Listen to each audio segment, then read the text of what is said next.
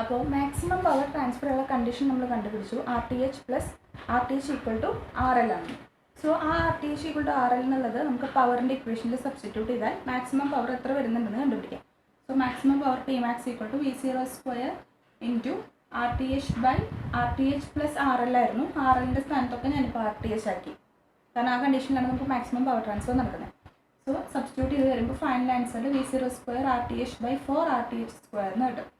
4 RTH school ഒരു RTH ന്യൂമറേറ്ററിലും ഡിനോമിനേറ്ററിലും cancel ചെയ്ത് കഴിഞ്ഞാൽ ഫൈനൽ ഇക്വേഷൻ എന്ന് പറയുന്നത് V0²/4 RTH. അപ്പം Pmax അല്ലെങ്കിൽ മാക്സിമം പവർ ട്രാൻസ്ഫർ ചെയ്യാനുള്ള കണ്ടീഷൻ എന്ന് പറയുന്നത് V0²/4 RTH ആണ്. ഇനി നമുക്ക് ഫസ്റ്റ് പ്രോബ്ലം നോക്കാം. ഇതാണ് നമ്മുടെ ഫസ്റ്റ് പ്രോബ്ലം. 2 ഇൻഡിപെൻഡൻ്റ് ആയിട്ട് DC സോഴ്സ് ഉണ്ട്, 4 വോൾട്ടും 6 വോൾട്ടും. ഇനി നമുക്ക് കണ്ടുപിടിക്കേണ്ടത് find the value of resistance R and maximum power transfer takes place. രണ്ടും കണ്ടുപിടിക്കണം. സ്റ്റാർട്ട് ചെയ്യാനായിട്ട് നമുക്ക് ആദ്യം തന്നെ തെവെനിൻ തിയറം അപ്ലൈ ചെയ്യാം. തെവെനിൻ തിയറം അപ്ലൈ ചെയ്യുമ്പോൾ ഫസ്റ്റ് നമുക്ക് RLനെ ഓപ്പൺ ചെയ്യണം, അല്ലെങ്കിൽ Rനെ ഇവിടെ RLൻ്റെ സ്ഥാനത്ത് ആറാണ്. Rനെ നമുക്ക് ഓപ്പൺ ചെയ്തിട്ടുള്ള സർക്യൂട്ട് വരയ്ക്കാം.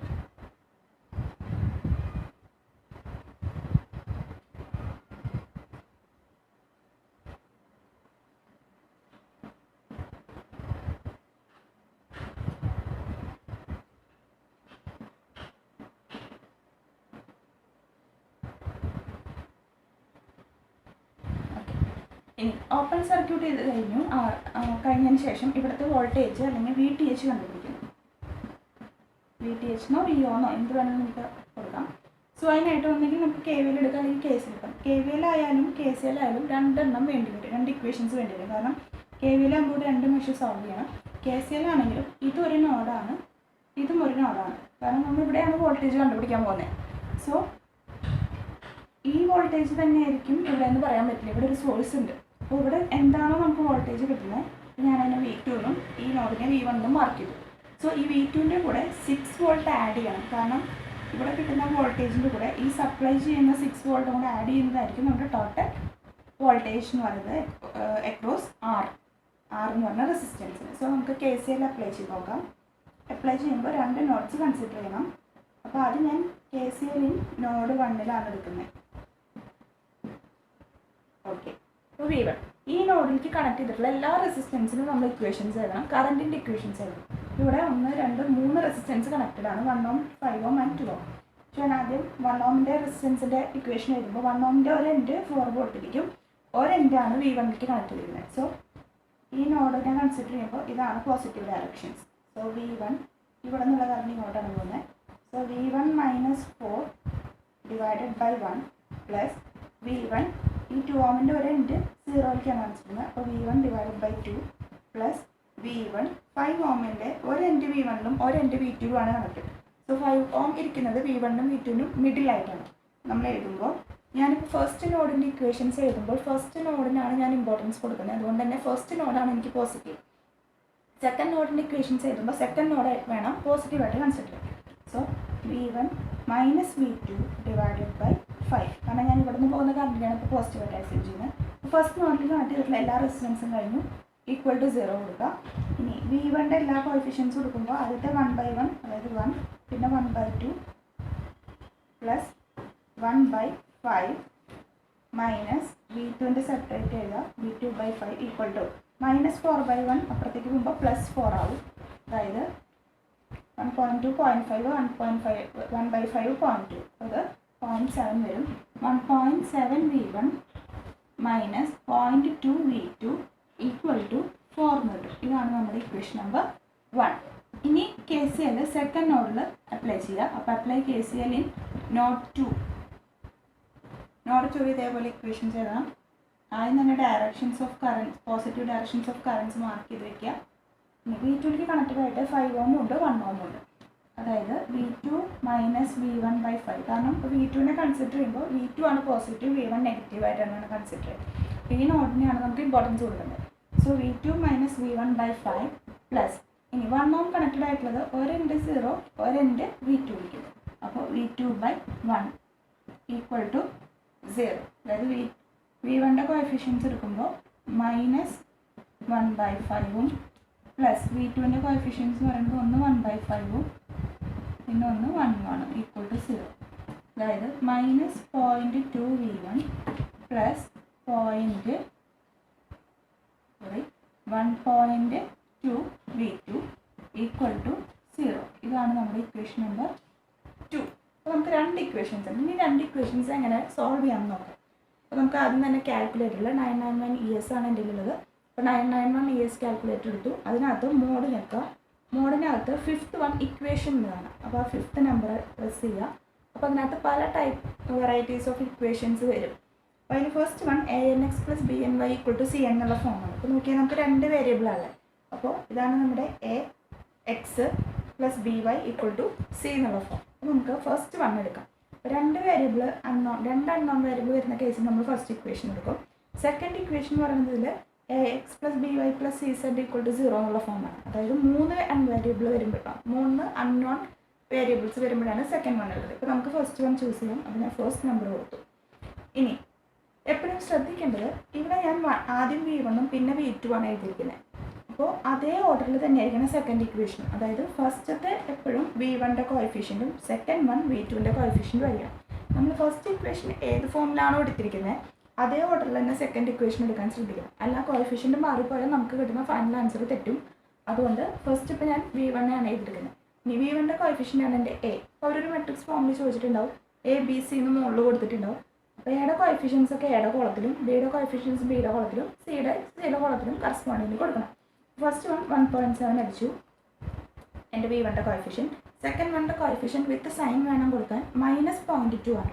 അപ്പോൾ 1.7 അടിച്ചതിന് ശേഷം ഈക്വൽ അടിക്കുക. ഈക്വൽ സൈൻ അടിക്കുക ഇവിടുത്തെ. അത് കഴിഞ്ഞാൽ -0.2 കൊടുക്കണം.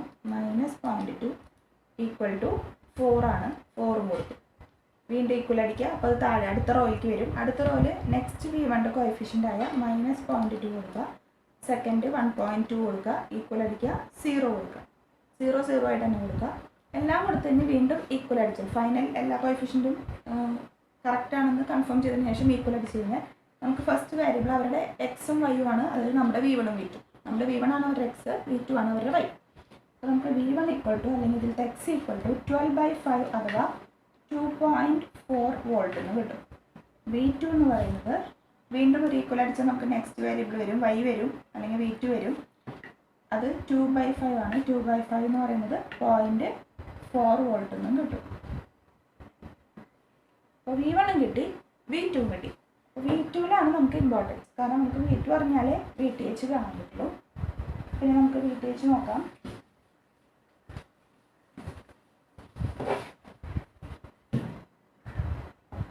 അപ്പോൾ VTH എന്ന് പറയുന്നത് V2 + 6 വോൾട്ട് ആണ്. കാരണം V2 ഇത് ഈ നോഡിൻ്റെ കൂടെ ഈ സപ്ലൈ ചെയ്യുന്ന വോൾട്ടേജും കൂടെ ആഡ് ചെയ്തിട്ടാണ് ഇവിടുത്തെ ടോട്ടൽ വോൾട്ടേജ് വരും അല്ലേ. ഈ കറണ്ട് ഇങ്ങോട്ട് പോകുന്നുണ്ട്, ഇവിടെ നിന്നും ഒരു കറണ്ട് ഉണ്ട്. സോ ഈ 2 കറണ്ട് ഒരുമിച്ചാണ് ആറിലേക്ക് പോകുന്നത്. സോ ഈ സപ്ലൈ വോൾട്ടേജും കൂടെ ഈ വോൾട്ടേജിൻ്റെ കൂടെ സമ്മപ്പ് ചെയ്തിട്ട് വേണം VTH വരാൻ. അപ്പോൾ നമുക്ക് കിട്ടിയ V2 0.4 ആണ്. അപ്പോൾ 0.4 സബ്സ്റ്റിറ്റ്യൂട്ട് ചെയ്യുക. അപ്പോൾ ആൻസർ 6.4 വോൾട്ട് എന്ന് കിട്ടും. അപ്പോൾ നമ്മുടെ VTH കഴിഞ്ഞു. നെക്സ്റ്റ് സ്റ്റെപ്പ് എന്ന് പറയുന്നത് നമുക്ക് RTH കണ്ടുപിടിക്കണം. സോ നമുക്കിനി RTH കാണാം. RTH കാണാനായിട്ട് നമ്മൾ തെവനിൽ ചെയ്യുന്നത് പോലെ എല്ലാ ഇൻഡിപെൻഡൻറ്റ് സോഴ്സസിനും ഡീആക്ടിവേറ്റ് ചെയ്യും. അപ്പോൾ ഡീആക്ടിവേറ്റ് ചെയ്യുമ്പോൾ ഞാൻ ഈ സർക്യൂട്ടിൽ തന്നെ ചേഞ്ച് ചെയ്യാണ്. ഇത് ഷോർട്ട് ആവും, ഇവിടെയും ഷോർട്ട് ആവും. ഷോർട്ട്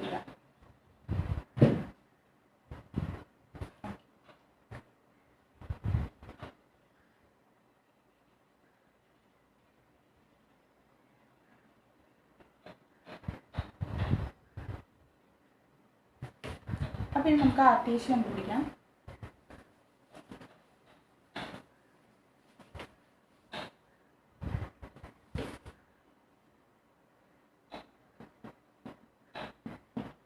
RTH കാണാനായിട്ട് ആദ്യം തന്നെ നോക്കാം. നമുക്ക് 1ഉം 2ഉം ഇവിടെ നിന്നാണ് നമ്മൾ സ്റ്റാർട്ട് ചെയ്യുന്നത് അല്ലേ. ക്ലോസ്ഡ് ആയിട്ടുള്ള എൻഡാണ് ഇവിടെ, സോഴ്സ് എൻഡിൽ നിന്നാണ് സ്റ്റാർട്ട് ചെയ്യുന്നത്. 1ഉം 2ഉം പാരലലാണ്. അപ്പോൾ 1 × 2/1 + 2 അല്ലേ. അതായത് 2/3 ഓം കിട്ടും. ആ 2/3 ഓം പിന്നെ എങ്ങനെയാവും? ഇത് രണ്ടും പാരലൽ ആയിരുന്നത് അതിൻ്റെ ഈക്വലൻ്റ് ആയിട്ട് മാറുമ്പോൾ ഇതൊരു 2/3 ഓം സിംഗിൾ റെസിസ്റ്റൻസ് ആയി മാറി. പിന്നെ അതിൻ്റെ സീരീസ് ആയിട്ടൊരു 5 ഓം വരും. അല്ലേ? ഇത് രണ്ടും സിംഗിൾ റെസിസ്റ്റൻസ് ആകുമ്പോൾ പിന്നെ അതും 5ഉം ഒരുമിച്ചായി. പിന്നെ 5ൻ്റെ ഇവിടെ ഒരു 1 ohm ഉണ്ട്. പിന്നെ ഇവിടെ ഒരു ഓപ്പൺ ആണ്. ഞാൻ പറഞ്ഞിരുന്നു RTH കാൽക്കുലേറ്റ് ചെയ്യുമ്പോൾ തെവനിനിൽ അവിടെ നമ്മൾ എലമെൻറ്റ് കണക്റ്റഡ് ആണെന്ന് കൺസിഡർ ചെയ്തിട്ട് വേണം ചെയ്യാൻ. കാരണം ആ എലമെൻറ്റിനെ നമ്മൾ തെവനിൻ അപ്ലൈ ചെയ്യാൻ വേണ്ടി താൽക്കാലികമായിട്ട് ടെമ്പററി ആയിട്ട് ഓപ്പൺ ചെയ്തിരിക്കുന്ന, പക്ഷേ ആ സർക്യൂട്ടിൽ ഓൾറെഡി ആ റെസിസ്റ്റൻസ് അവിടെ ഉണ്ട് എന്നുള്ള അസംഷനിൽ വേണം നമ്മൾ ചെയ്യാൻ.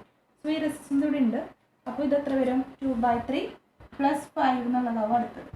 അതായത് നമുക്ക് വരാം 3 × 5 15 + 2 17/3 വരും. ആ 17/3ഉം ഈ 1ഉം എഗെയിൻ പാരലലാണ് അല്ലേ? കാരണം 17/3 ഈ റെസിസ്റ്റൻസും ഇവിടെ നിന്ന് വരുന്ന കറണ്ട് ഇങ്ങോട്ട് എത്തുമ്പോൾ ഇവിടേക്ക് സ്പ്ലിറ്റ് ആവും. പിന്നെ നമ്മുടെ ലോഡിൽ കൊള്ളുമ്പോൾ സോ നമുക്ക് 17/3 പാരലൽ വേണം.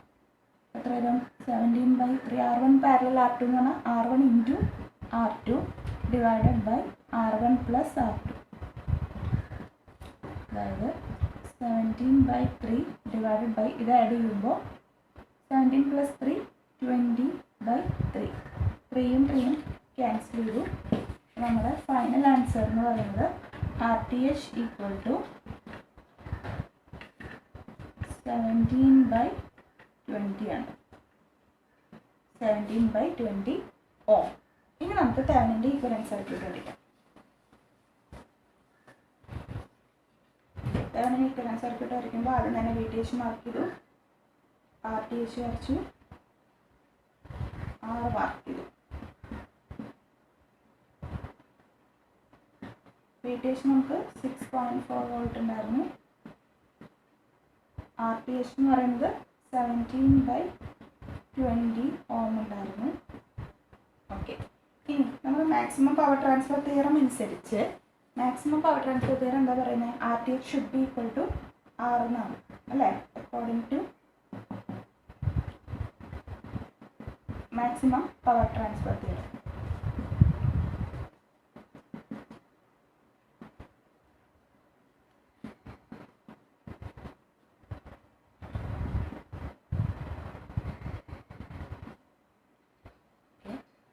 So RTH should be equal to R. Rൻ്റെ വാല്യൂ എന്ന് പറയുന്നത് 17/20 ohm കിട്ടി. അതാണ് നമ്മുടെ ഫസ്റ്റ് ക്വസ്റ്റ്യൻ, ഫൈൻഡ് R എന്നുള്ളത്. ഇനി നെക്സ്റ്റ് കണ്ടത് മാക്സിമം പവർ എത്ര ട്രാൻസ്ഫർ ചെയ്യുന്നു. സോ നമ്മുടെ Pmaxൻ്റെ equation equal to V0² / 4 RTH എന്നാണ്. സോ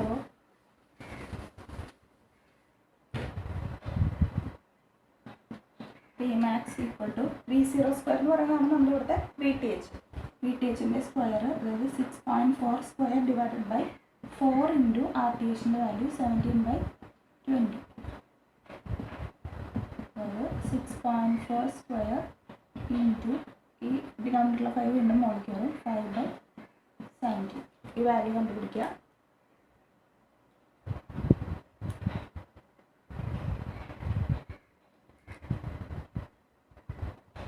× 5 / 17. Answer 12.05.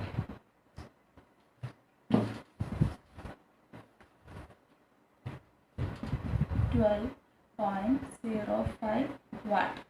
2 ഡെസിമൽ വരെ റൗണ്ട് ചെയ്തിട്ടുണ്ട്.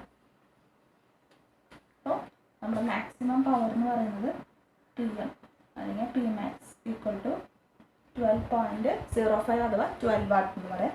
ആറിൻ്റെ വാല്യൂ 17/20 ohm. ഇത് രണ്ടുമാണ് കണ്ടുപിടിക്കാൻ പറഞ്ഞിട്ടുള്ളത്. അപ്പോൾ രണ്ടും നമ്മൾ കണ്ടുപിടിച്ച് കഴിഞ്ഞിട്ടുണ്ട്.